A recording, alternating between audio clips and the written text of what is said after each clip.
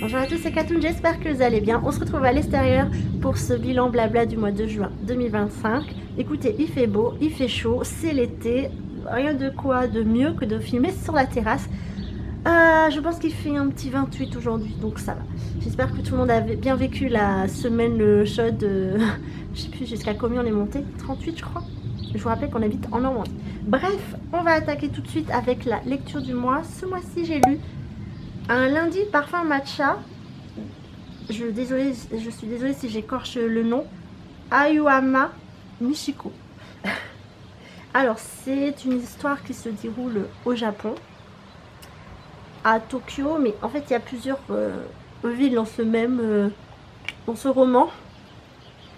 Tout commence par une jeune fille. Alors, les noms, je m'excuse, je peux pas les dire, c'est en japonais.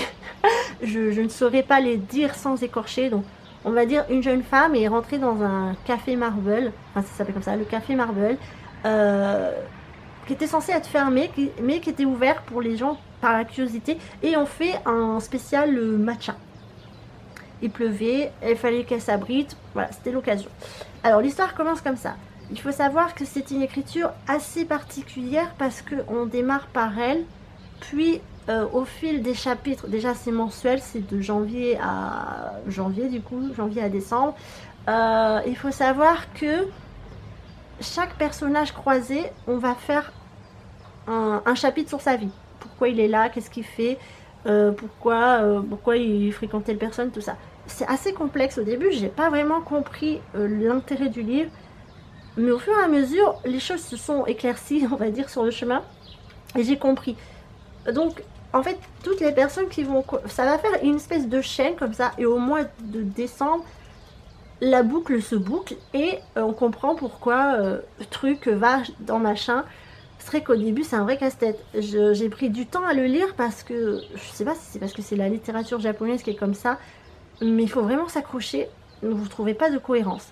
C'est très doux, c'est très posé. Et je vous avoue que j'ai passé un moment relaxant à chaque lecture parce que, bah voilà, c'est l'art japonais, j'ai envie de vous dire, l'art asiatique, il n'y a pas de stress, il n'y a pas d'angoisse, c'est posé, tout va bien, même si ça va pas, ça va quand même bien. Vous voyez, il y a cette philosophie qui fait que c'est appréciable. Et je vous avoue que cette lecture, c'était une lecture cocooning, une lecture pansement. Ça m'a fait du bien au moment où, finalement, au moment de la lecture, et c'était vraiment très agréable. Bon, comme je vous ai dit, les noms sont en japonais, les histoires, voilà, c'est un peu une culture japonaise qu'on n'a pas forcément, mais c'est une belle découverte et je vous le conseille si vous le croisez en librairie ou dans votre bibliothèque. Juste ne lâchez pas l'affaire, même si vous ne comprenez pas, les choses vont s'éclaircir au fur et à mesure que vous avancez.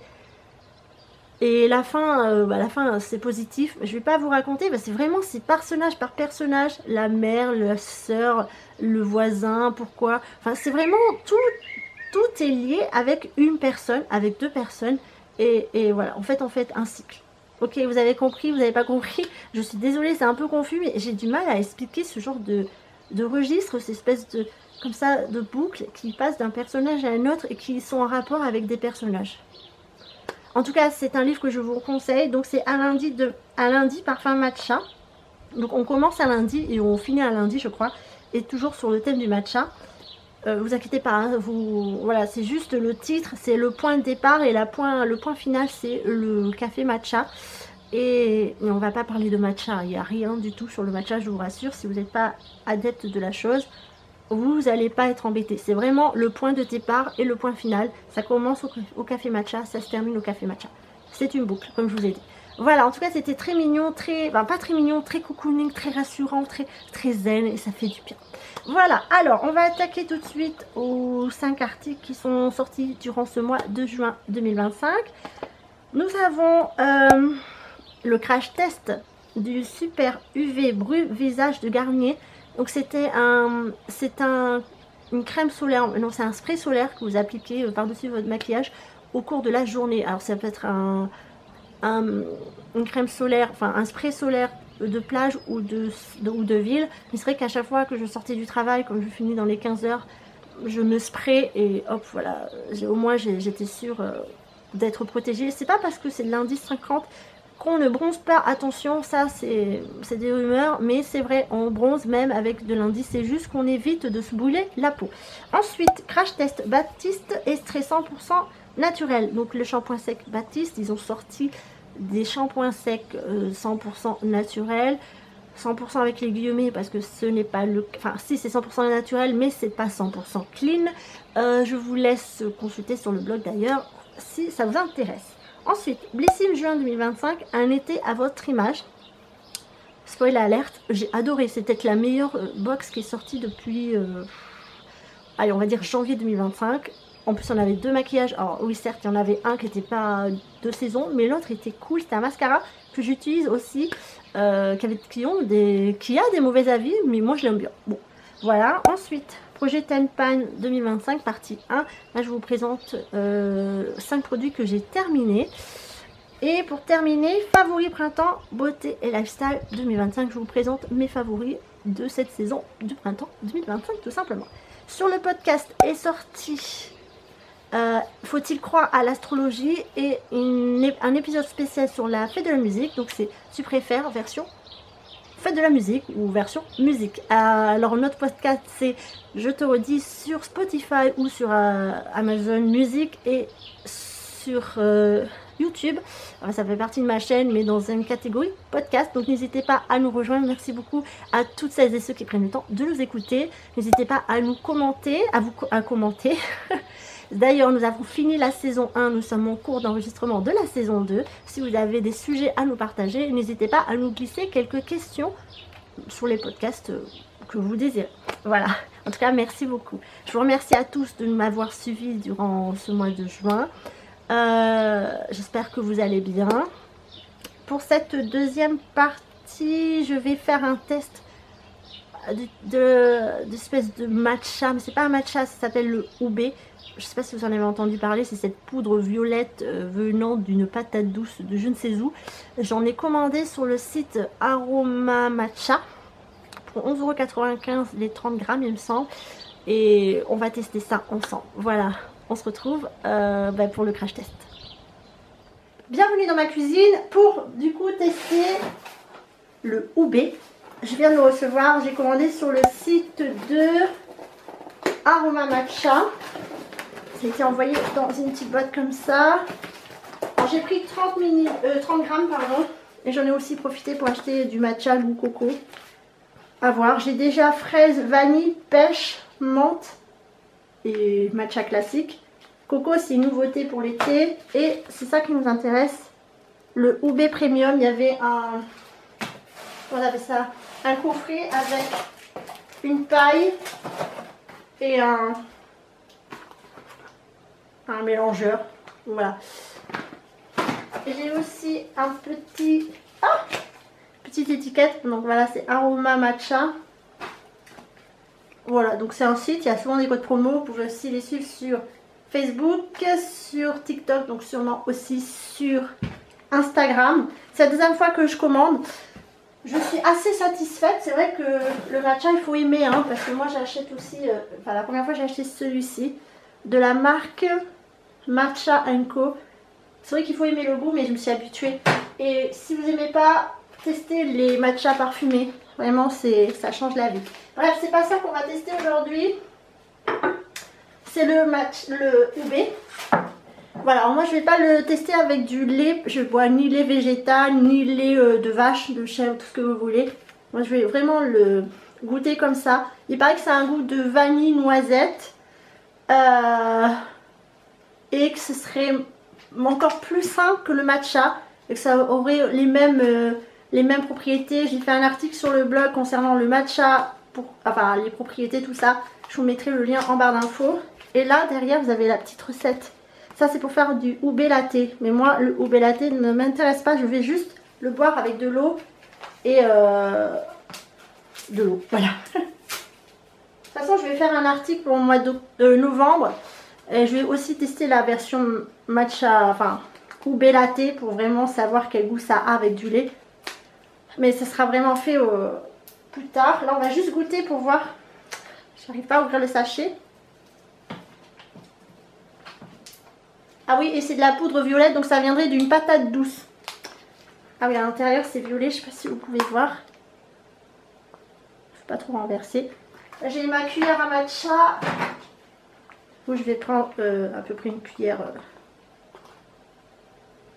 Vous voyez pas grand chose. J'ai pris ma tasse transparente pour que vous puissiez voir. Voilà. Est-ce que vous voyez qu'à l'intérieur c'est violet? Pas trop. Hein. Ok, alors je vais remuer tout ça avec une cuillère. Parce que j'ai pas mon truc. Est-ce que ça a une odeur? Franchement, j'ai l'impression que ça sent... Ouais, peut-être la patate douce. Oh, regardez comme c'est joli. C'est très étrange, mais c'est joli. Je vais remuer tout ça, je vais mettre à chauffer, puis on va déguster comme ça. Je sais pas si on peut le boire froid. Enfin, froid comme ça. Après, vous pouvez toujours le réchauffer, enfin le faire chauffer, puis le mettre des glaçons et vous pouvez le boire froid. Mais ouais, ça sent... l'odeur comme ça, elle donne pas envie. Hein. Je vais le mettre 1 minute 20 au micro-ondes parce qu'il fait déjà très très chaud.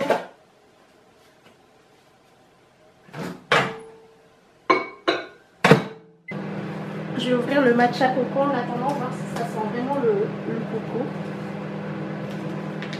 Désolée pour le bruit de micro-ondes. Ah oui, ça sent vraiment le coco, c'est incroyable. Et là pareil, vous avez comment, enfin la notice pour faire du matcha latte. Pour ceux qui boivent du lait, tant mieux, végétal ou d'animal. Mais moi je bois ni l'un ni l'autre et c'est pas bien, je sais, mais voilà. Sachez que j'ai d'autres parfums, mais j'aime beaucoup. Bon, le voici réchauffé et regardez, le violet s'est accentué. Est-ce que ça a un nouveau goût, enfin parfum? Non, ça sent vraiment... franchement, on dit que le matcha ça a un goût et une odeur, mais honnêtement là pour le coup je préfère l'odeur du matcha. Bon, je vais laisser refroidir et puis je vous donne mon avis dans quelques instants pour vous. En tout cas la couleur elle est trop jolie et très jolie. Vous imaginez avec du lait, ça doit être très dissous et tout. Ouais. Ouais. On se retrouve dans quelques instants. On se retrouve après quelques minutes. J'ai une tête les gars. Bref. Allez, c'est l'heure de goûter. Ça sent toujours la patate, j'ai l'impression.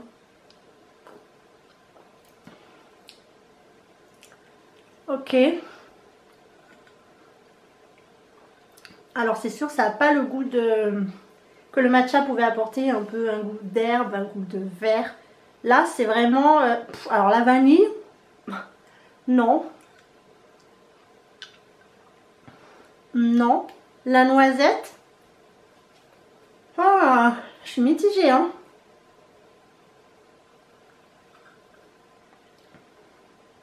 Vraiment très léger. Moi, je sens le goût de la patate, en fait. C'est... Je sais pas, je sens le goût de la patate. Donc, est-ce que je préfère le matcha ou est-ce que je préfère le oubé? Je pense que j'ai plus l'habitude de boire du matcha et avoir ce goût un peu vert que le goût de la patate. C'est pas ouf, hein. Non, je trouve pas que c'est un goût de noisette. Je sens vraiment que c'est un goût de patate. Je dois être la seule à trouver que ça a le goût de patate. Peut-être qu'avec du lait, le goût change, mais comme ça, je suis pas fan. Par contre, la couleur est très très jolie, mais pas fan. Je dirais 5 sur 10. 5 pour la couleur, la texture, tout ça. C'est pas du tout épais, c'est facile. C'est pas granuleux, ça se boit facilement. Mais alors le goût, on est loin des vanilles et noisettes. Ouais, je sens la patate, la patate. Voilà, c'était le test du oubé que j'ai commandé sur le site de Aroma Matcha. Je crois que j'ai payé les 30 grammes.